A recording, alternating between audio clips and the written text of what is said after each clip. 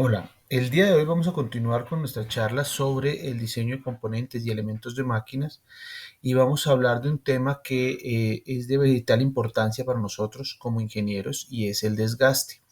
Entonces, para hablar de desgaste debemos partir de algo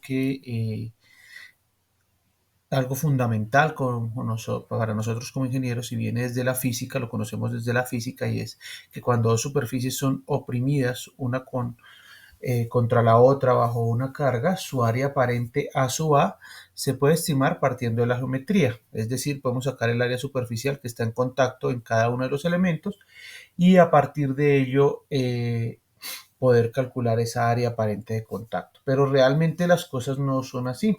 Hay un área real de contacto A sub R que queda afectada por la calidad superficial de las piezas y es más difícil de determinar con precisión. Es decir, supongamos que tenemos un pliego o una hoja de lija y la colocamos sobre una superficie de vidrio. A pesar de que el área en contacto, el área aparente de contacto puede ser igual a la superficie de la lija, el área real de contacto va a ser el equivalente a cada una de las áreas que tienen estos pequeños granos de la lija y que están ubicados sobre la superficie. Entonces aquí vemos en este ejemplo los puntos de contacto. Vemos la pieza que está en la parte superior, la pieza que está en la parte inferior, la carga reactiva a partir de la fuerza de deslizamiento. En la medida que aumentamos la superficie de contacto, los picos de las asperezas van cediendo, claramente lo hemos visto con los procesos de lijado, y se van esparciendo hasta que se reduce el esfuerzo promedio ya a un nivel manejable, tolerable, sostenible a lo largo del tiempo. Esa resistencia a la penetración que tienen los materiales y que se va dando en la medida en que tenemos un proceso de este tipo, se obtiene a partir de ensayos y tiende a ser del orden de 3 veces el límite de fluencia elástico a compresión. Recordemos que esto viene de las propiedades estáticas del material, del ensayo a tensión. En este caso es 3 veces el límite de fluencia elástico a compresión S sub y C de la mayor parte de los materiales. Entonces el área real de contacto va a estar asociada a esa fuerza a la que está sometida, dividida entre la resistencia a la penetración o su equivalente aproximado a 3 veces el límite de resistencia de fluencia elástico a compresión del material. Bueno, continuando entonces con estos conceptos básicos, el área real de contacto, entonces, como lo decíamos anteriormente, es igual a la fuerza que le estamos ejerciendo sobre 3 veces la resistencia a compresión por fluencia del material. Entonces, de aquí podemos concluir que el área de contacto real para un material con una resistencia determinada, ya bajo unas condiciones de carga determinados, será el mismo sin importar el área aparente de las superficies en contacto. Es decir, que a pesar de que tenemos un área definida, lo que realmente nos interesa para determinar el área real de contacto es la fuerza y las propiedades del material. Observen que el área total de contacto no se tiene en cuenta para determinar esta área real. No tienen una relación directa y una incidencia directa como tal. El área real de contacto, bueno, es independiente del área aparente, razón por la cual la fricción de Coulomb entre dos sólidos también es independiente del área de contacto aparente A sub A. Entonces, esta fuerza de Coulomb se puede determinar, la fuerza de Coulomb de fricción dinámica se puede determinar como el coeficiente de fricción multiplicado por la fuerza de fricción que tenemos a lo largo de nuestro sistema. En ese orden de ideas, mu lo podemos determinar como F minúscula sobre F mayúscula y eso puede ser aproximadamente igual a la resistencia máxima al cortante S sub S sobre 3 veces la resistencia a compresión, el límite de resistencia a la fluencia por compresión del material. En este caso, la resistencia máxima al cortante de los aceros es de aproximadamente 0.8 el esfuerzo de última tensión y para otros materiales dúctiles obviamente va a ser del orden del 75%, 0.75 el SUT del material. Ya teniendo estas propiedades, entonces podemos concluir que el límite de fluencia elástico a compresión varía ampliamente con respecto a la resistencia máxima a la tensión. Ya esto va a depender en cada caso del material o de la aleación que estemos trabajando. En este caso, el S sub YC puede variar en el orden de entre el 50 y el 90% del esfuerzo último a tensión, por lo que ya el coeficiente de fricción que se puede dar entre materiales como el acero puede estar entre el orden de 0.28 a 0.53 aproximadamente. Pero pues esto siempre debemos validarlo y este es un valor típico del coeficiente de fricción para metales secos al aire. Esto lo debemos validar mediante ensayos experimentales por cuanto esta validación se hace dependiendo del sistema que tengamos ensamblado. Observen que esto es secos al aire, pero podemos tener un sistema lubricado y tener una reducción considerable en el coeficiente de fricción. Esto es directamente proporcional al consumo energético en un sistema mecánico en movimiento. La pregunta sería entonces, ¿qué variables afectan el coeficiente de fricción? Entonces, vemos que si eso es directo al consumo de energía de nuestras máquinas, de nuestros sistemas en movimiento, entonces una condición que debemos tener en cuenta es la limpieza de las partes. La aspereza o el acabado superficial con el que se construye la pieza y con el que se tiene a lo largo del tiempo. La velocidad de operación de mi sistema y el lubricante o el sistema tribológico en general que se tenga en mi sistema. Entonces se deben hacer cálculos y ensayos con las condiciones reales de servicio para determinar el coeficiente de fricción exacto que se tiene en el sistema. Entonces, de ahí que resulte importante, por ejemplo, evaluar las condiciones de limpieza que se puedan tener. No es lo mismo una máquina que se encuentre en un laboratorio de metrología, por ejemplo, a una máquina que se encuentre, por ejemplo, en las trituradoras de minerales o en el cerrejón, por ejemplo, extrayendo carbón. Entonces, el sistema, obviamente, el control de limpieza en las partes va a ser más complicado. Lo mismo sucede, por ejemplo, si la máquina va en algunas partes, tiene una resistencia superior.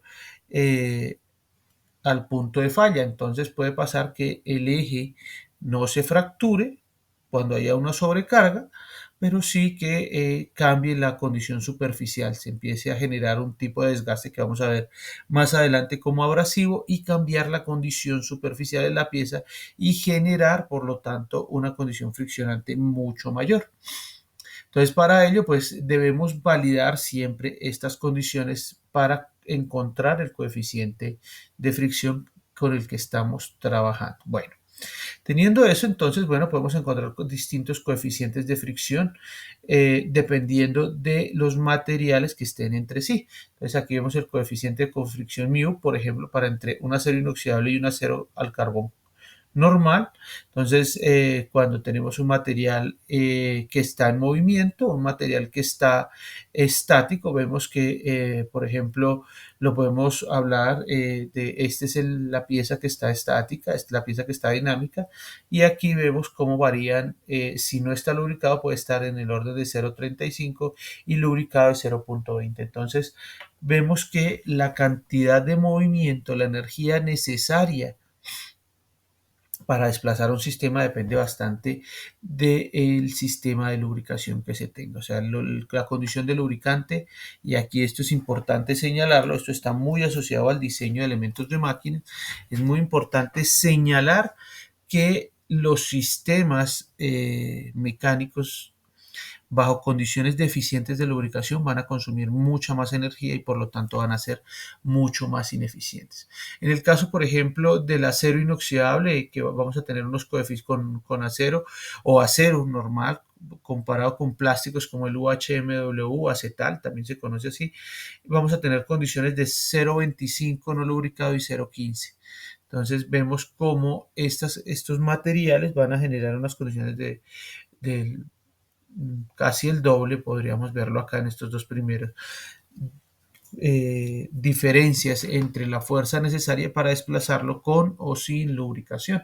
Y de ahí que pues sea necesario validar cómo garantizamos la lubricación, pero no solo eso, no solo el sistema tribológico, aquí lo hablábamos, sino también la velocidad de operación y la limpieza de las partes. Son variables fundamentales.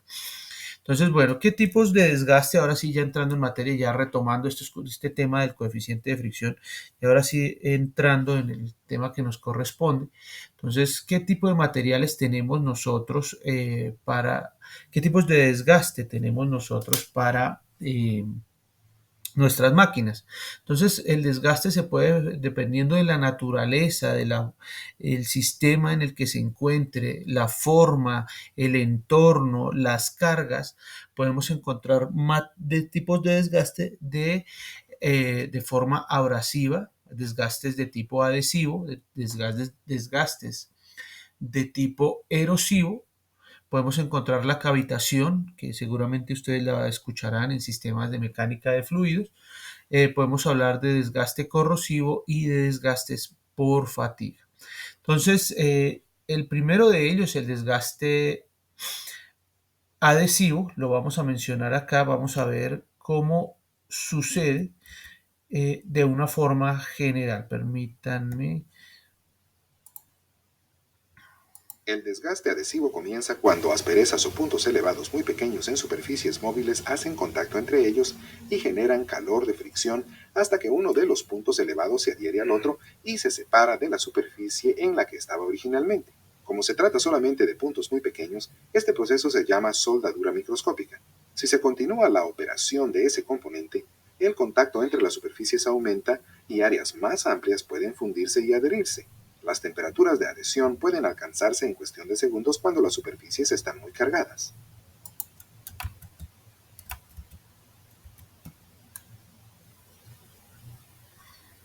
Listo. Entonces, continuando, ahora sí, viendo cómo funciona y lo veíamos con una imagen en movimiento. Entonces, el desgaste adhesivo comienza cuando pequeñas asperezas o relieves en contacto tienden una tendencia a adherirse entre sí por causa de fuerzas de atracción entre átomos superficiales.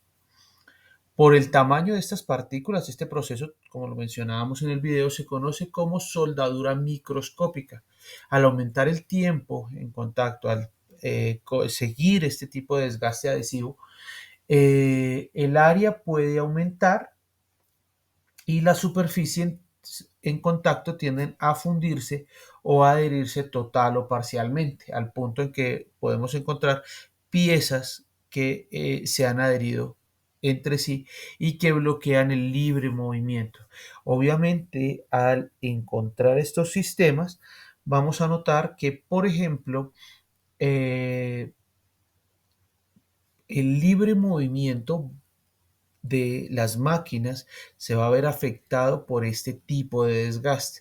Es decir, vamos a encontrar que en algunos casos la energía necesaria para desplazar nuestra máquina va a aumentar y puede llegar al punto en el que el motor no tenga la capacidad para generar ese movimiento y generar un bloqueo o un daño de elementos adicionales dentro de la máquina. Por el tamaño de la partícula, por el tamaño de partícula de las asperezas, la temperatura de adhesión puede alcanzar cargas elevadas. Entonces, una lubricación deficiente puede generar también un desgaste por adhesión y elevar obviamente así la temperatura. Entonces aquí vemos cómo son esos efectos de desgaste adhesivo sobre la superficie. Entonces vemos una primera etapa en la que tenemos un pulido manchado, una segunda etapa en la que tenemos una adherencia parcial. Entonces ya vamos viendo cómo se van desprendiendo las piezas dentro del sistema. Y por último, ya una fundición en la que vamos a encontrar piezas adheridas de una pieza dentro de la otra. Entonces, estos fenómenos se asocian directamente a la compatibilidad metalúrgica.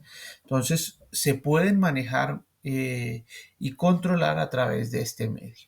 La compatibilidad metalúrgica entre dos metales la podemos definir como una alta solubilidad mutua o la formación de algunos compuestos intermetálicos, por lo que para tener una incompatibilidad metalúrgica, que es lo que deberíamos tener, para garantizar que no haya desgaste por adhesión. Entonces se requieren algunas de las siguientes o se requieren estas condiciones. Lo primero es que los materiales deben ser insolubles entre sí. Ninguno se debe disolver en el otro ni pueden formar aleaciones entre sí. Entonces es importantísimo eso. Uno de los materiales debe provenir del subgrupo B, es decir, a la derecha de la columna del níquel, del paladio y del platino dentro de los elementos que están en la tabla periódica. Entonces, ahí para que revisen la tabla periódica y puedan contrastar en dónde están estos elementos. Importantísimo eso.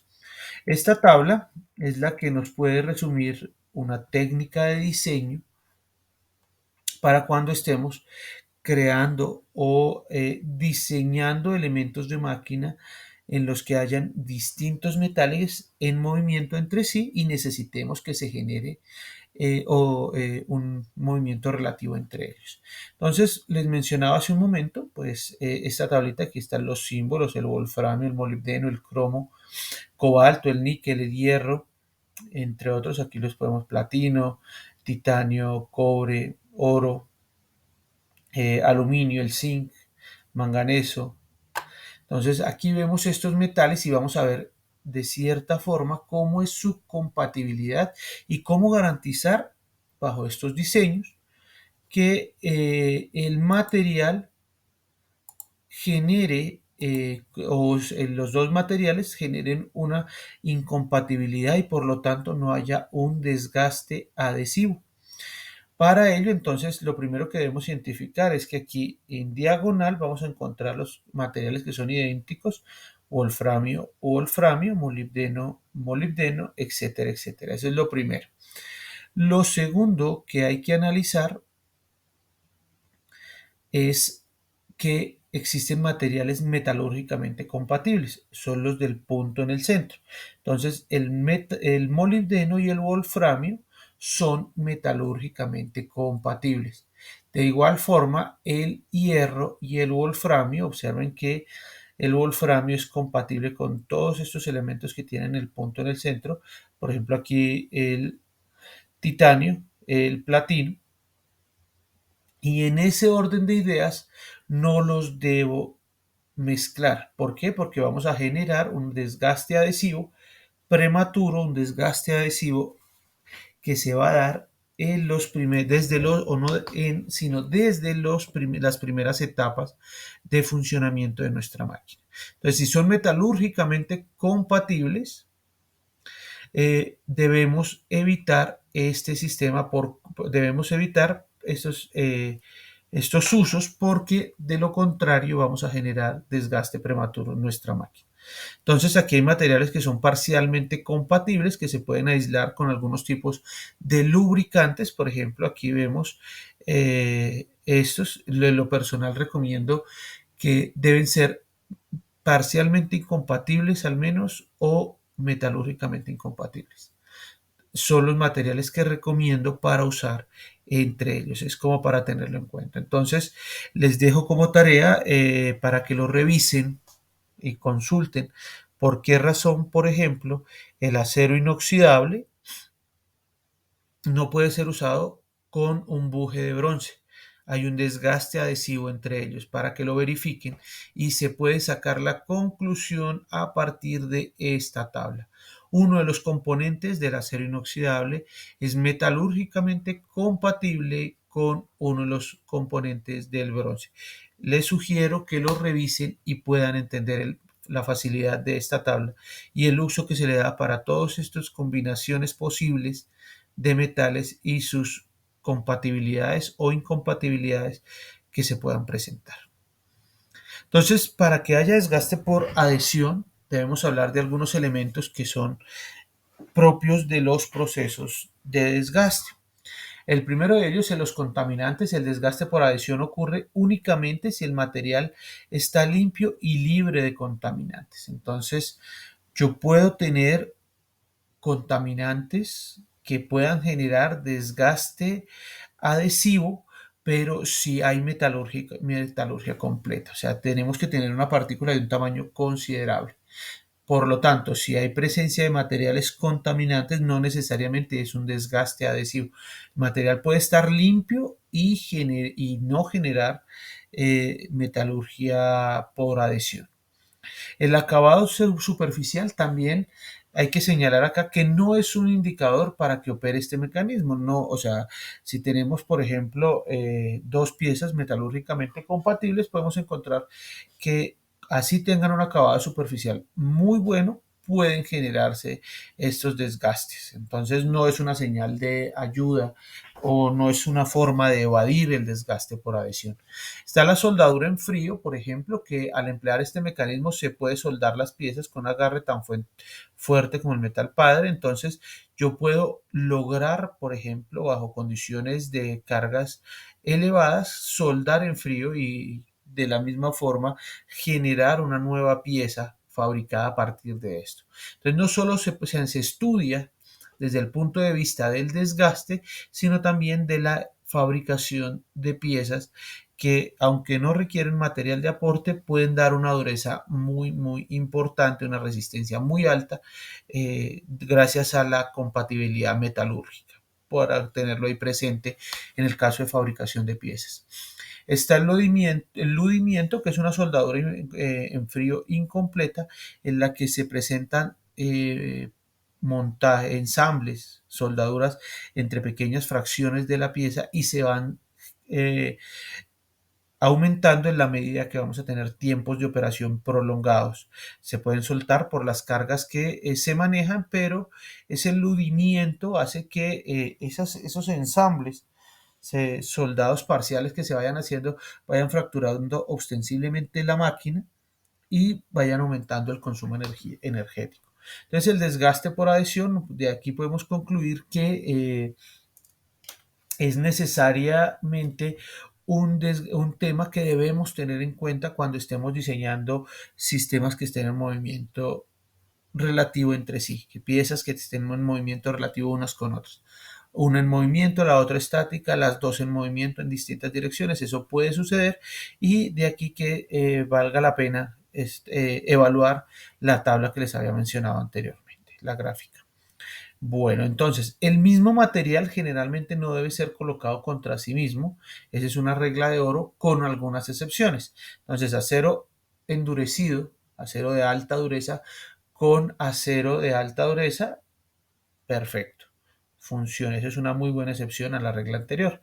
Casos como aluminio contra aluminio, durezas blandas, por el contrario al caso anterior, zinc contra zinc, bronce contra bronce, se recomienda no hacerlo para tenerlo presente y para que lo incluyan dentro de sus criterios de diseño cuando estén fabricando piezas. Cuando estamos diseñando, entonces, pues vamos a necesitar, por ejemplo, si queremos que haya un desgaste adhesivo en algún elemento o si queremos saber si está dentro de la margen útil de tiempo de fabricación, de tiempo de la pieza, puede que nos toque utilizar metales metalúrgicamente compatibles. Entonces, si sucede eso, entonces el volumen de desgaste yo lo puedo calcular a partir de la dureza de penetración que está en unidades de kilogramo fuerza sobre milímetro cuadrado. Entonces, calcular ese volumen de desgaste, para calcular ese volumen de desgaste necesitamos utilizar un coeficiente de desgaste que es adimensional y propio de cada material. Lo podemos encontrar en tablas y en la literatura. Utilizamos también la fuerza normal o la fuerza perpendicular al movimiento, la longitud de deslizamiento que se tiene en la pieza y, como se los mencionaba inicialmente, la variable más importante, la dureza de penetración. Entonces, yo puedo determinar a partir de estos parámetros qué tanto material se va a desgastar a partir del movimiento que tenemos. Entonces, este volumen de desgaste me indica al cuánto tiempo vamos a poder encontrar piezas que ya estén bajo condiciones de pérdida. La profundidad de desgaste básicamente ya la podemos asociar al mismo coeficiente, la fuerza normal o perpendicular que les había mencionado anteriormente, la dureza de penetración, recuerden unidades de kilogramo fuerza sobre milímetro cuadrado, y el área aparente de la unión. En este caso es sobre todo el área de contacto, y aquí se analiza el área aparente, no el área real, como si lo vamos a hacer en otros tipos de desgaste. Bueno, entonces no es nada más para este video.